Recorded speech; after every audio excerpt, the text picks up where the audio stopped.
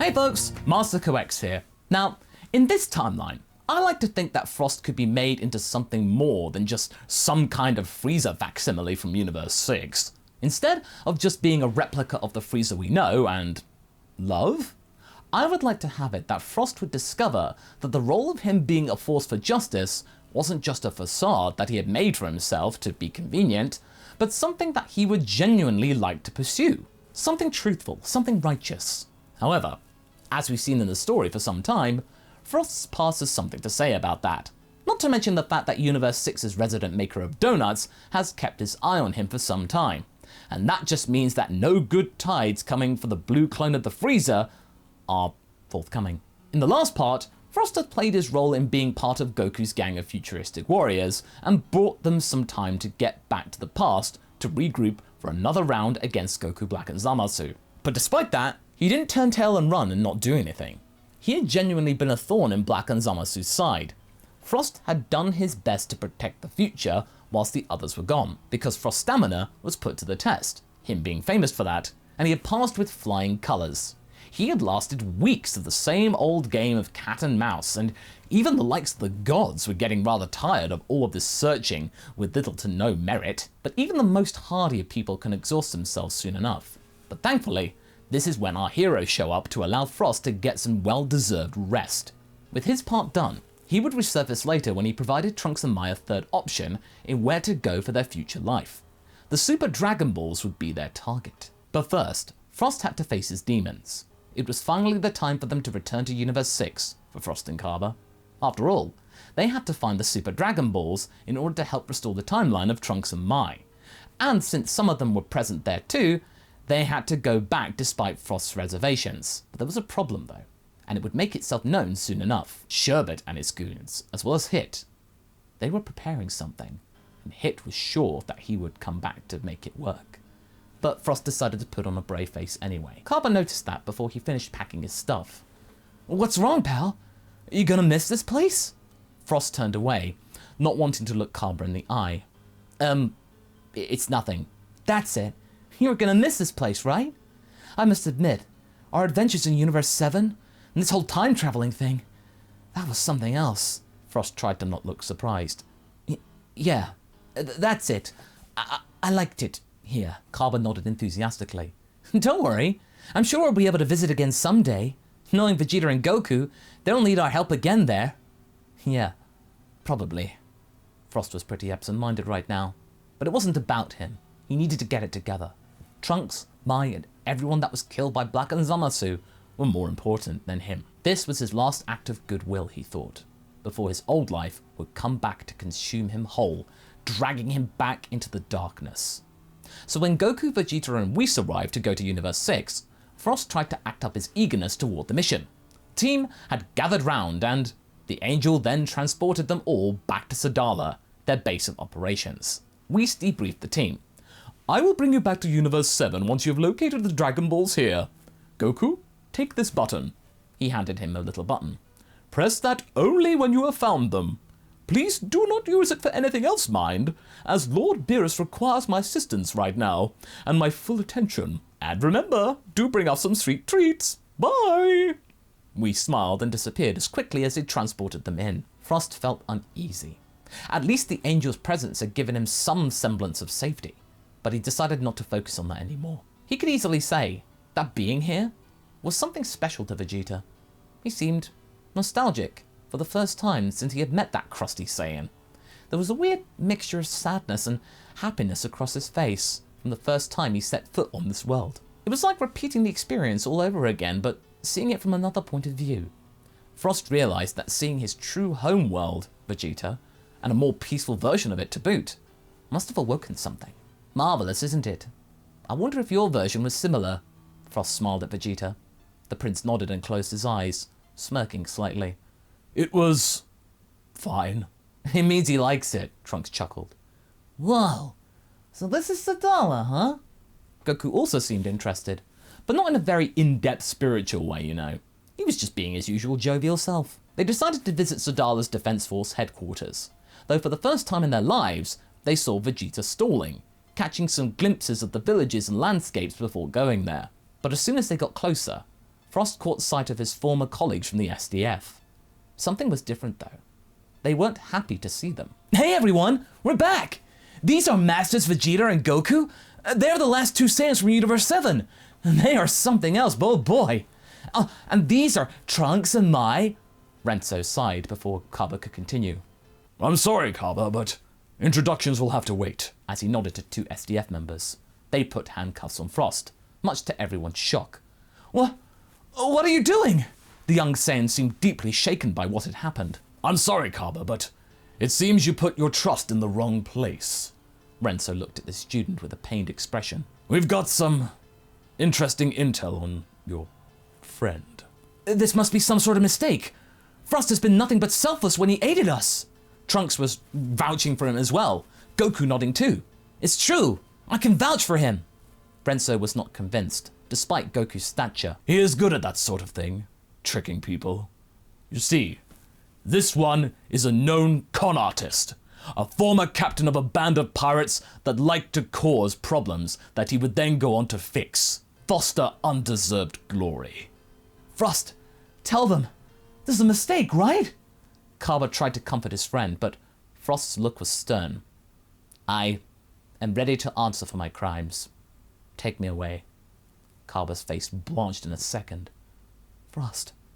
No. Frost nodded at Renzo, then turned back to his friend. I'm sorry, Kaba, but focus on helping Trunks and Mai, okay? My part is done. I shall, as the movies say, face the music. And he was allowed to be taken away by the guards, much to everyone's shock and awe. There was no snarky comment from Vegeta either. When their eyes met, Frost felt as if he was saying, good luck, to him. It was weird, but assuring. And as such, Frost was taken to the prisoner processing facility when he was shown all the evidence concerning his guilt, sent by Sherbet, no doubt. All the recordings, all the old plans. He admitted to everything. He could feel that some of the guards were a little bit sympathetic towards his cause, though they were understandably hurt by the betrayal too. But at least he was coming clean and making it easier for them. It would have actually been even harder had he denied it and them having to drag this out longer. It was decided. Being a con artist wasn't the greatest of crimes per se, but the amount of times that Frost had done so, abusing his position and fame, as well as the resulting destruction that his crew had caused in his absence, that warranted a very long time in SDF space prison. He was taken to the transporter, all chained up and gloomy.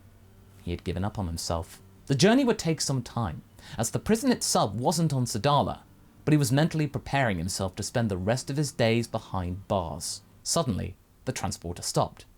Hey, why did we stop? He spoke to the guards via the intercom, but there was no response. Hello? The door opened, and he saw Hit. Someone wants to see you. Before Frost could protest, the assassin knocked him out cold. When he woke up, he was in a round room that looked around some sort of arena. He could see a lot of hateful eyes from the stands. He was still tied up, and in the front, there were two figures. One short, that he recognized very well, Sherbet, and Hit, posing as his bodyguard. I am surprised that it was so easy. I did not expect you to simply surrender, Captain. All right, you got me. What now? You turned your back on us. Not really comfy with that goody two-shoes attitude. We wanted your friends to know who you really were before, you know, we would be done with you. Frost grunted. I deserve that, I suppose. Sherbet cackled. Such a defeatist! Perfect! Hit! I would finish him up myself, but this one is rather durable. So knock yourself out. Hit walked slowly to Frost and cut his ties. Then before Frost could react, he simply said, show me what you've got, and punched him in the face. Frost had to power up and dodge some of Hit's attacks. It was clear that the assassin was merely toying with him, just like how a predator would toy with its prey. He decided to power up to 100%, something he managed to achieve after his training with Goku. While his attacks were stronger, they were still not enough to even connect with Hit. So the Merc hit him again, and again, and again. Sherbet was squealing from the excitement. Is that all? I would expect you to have gotten more gains from your vacation in Universe 7. It wasn't a vacation. I know what it was. It was you being a coward, running away from responsibility. Frost had to use both his arms and all his strength to stop one punch from Hit. I was always cowardly. Then why do you resist? It'll all be over soon. That was a good question. Why did he resist? He could end him quickly and painlessly, yet his body was screaming to fight on. Because I want to live. Typical self-serving egotistical behavior. Tell me, Frost grunted, trying to block another hit. How much would I be able to earn from eliminating illegal space travelers? Frost paled. You wouldn't. They are protected. There are some beings not happy that mortals figured out time travel. Once I'm done with you, I think I know what my next hit will be. Frost looked at the assassin and suddenly felt a surge of power coming through his body that he had never felt before. He remembered Haru. He remembered Maki. The bleakness of the future left by Zamasu. With that sudden burst of spirit, he pushed Hit away, and in a flash of golden radiant light, something had come over him. Leave them alone! He roared, as the light blinded the pirates of the stands, and Sherbet, who had fallen down because of the force, was stunned. Hit looked surprised for a moment too, and then a golden, radiant fist connected with his face. A few drops of purple blood landed on the arena. The punch had connected. Frost was all there, golden and majestic, with his arms open. Power was coursing through his body. You may try to take me down, but I won't let you hurt anyone else. Hit smirked and decided to use his time skip ability to the full. While his attack on Frost's vitals did connect, the Golden Warrior caught his hand in a split second, easing the blow greatly, and later headbutted the merc. They exchanged punches for a while, after which Hit nodded with visible satisfaction. I think that's enough, and he retreated to the stands. Sherbet was flabbergasted. You! Oh, what are you doing? Finish him! You're clearly stronger. I paid you! Hit tilted his head. Correct, but someone paid me even more to protect him. What? Sherbet and Frost uttered that almost instantly. Hit nodded at his would-be victim. He's all yours. Sherbet tried to shoot at Frost, using his side pistol, but Frost just shielded himself and disarmed him with telepathy. Then he flew close to his former subordinate, who tried to hide. Hey, Captain! We can have a deal! We can rebuild the crew! I'm sorry, Sherbet. Everyone, I failed you. What? Frost shook his head. I was your captain, and I took the easy way out. I failed you. Instead of trying to redeem you, I left you to rot. And for that, I'm truly sorry. The pirates were cowering in the stands. They looked at the golden figure. Now get out of here, all of you. I'm giving you a chance to turn your life around, like I did. The pirates didn't need to hear that twice. They ran away. Sherbet also attempted to crawl away. Oh, and Sherbet? Yes, Captain? If you threaten my friends in any way, I will find you. I will end you in ways you cannot comprehend. Understood. Sherbet squeaked and ran away. After it was only himself and Hit left in the auditorium, Frost collapsed to the floor. Breathing heavily, he cackled to himself. The stamina on this thing. How the other guy could benefit. Hit flew down to the pirate. Why did you help me? Frost uttered. Don't get ahead of yourself. It wasn't an act of mercy. I was paid to help you. By whom? That's for me to know. You didn't have to help me unleash that. Hit looked away. I saw potential. I've been around a long time, so finding new potential like that is always worth bringing to the surface. It keeps things interesting. What are you going to do with me now? Nothing. My work here is done. I cannot return to Kaba and the others. Hit turned back to Frost. They are indeed not happy about you, but they're close to locating the last Super Dragon Ball. They'll use your idea and restore the timeline. Then it's time for me to... He took a deep breath, attempted to stand up. Return to prison. Even Hit was rather perplexed at that statement. Sounds like you're giving up. I need to pay for what I have done. Frost looked up at Hit. There are other ways to pay for your sins, you know.